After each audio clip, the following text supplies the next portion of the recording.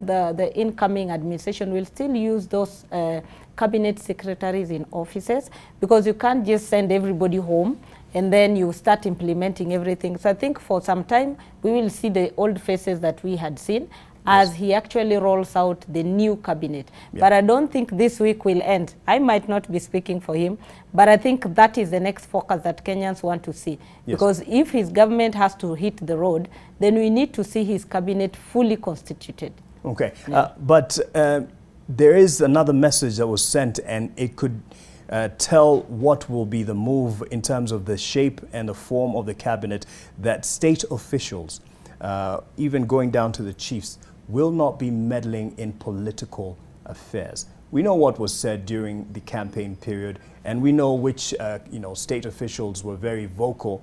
Much as they will remain in office, it won't be for long. And we're talking about Interior Ministry, talking Ministry of Agriculture, the ICT Ministry, with cabinet secretaries who are very vocal and in support of Azimio. So definitely that is going to change, and they're going to leave office.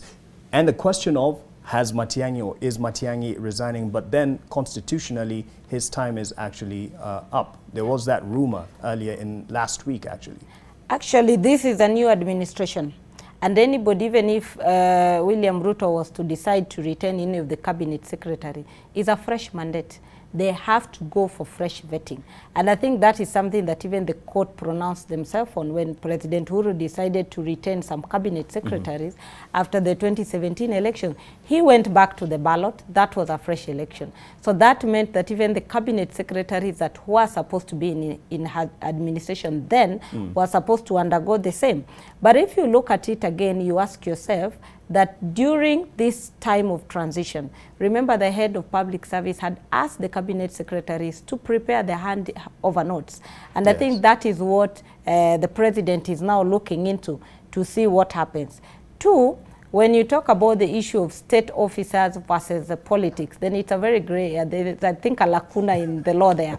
Because it depends with which side is arguing the case. Because even in 2017, the people who are angling towards William Ruto now were talking about cabinet secretaries and principal secretaries undertaking their duties in the form of selling the Jubilee agenda and not campaigning. And we saw the same in 2022, when they were also still defending that even the Matiang'is and Kibichus, when they were going out, it was about addressing and expanding the legacy of Uhuru. So you look at it in terms of where is the line drawn between undertaking your duties and at the same time being a state officer. But the Constitution, and that is why the Constitution and even the appointment of cabinet secretary, it's very clear in the Constitution. They are not supposed to be members of parliament. So it means they're supposed to be technocrats and people who are not undertaking political sides.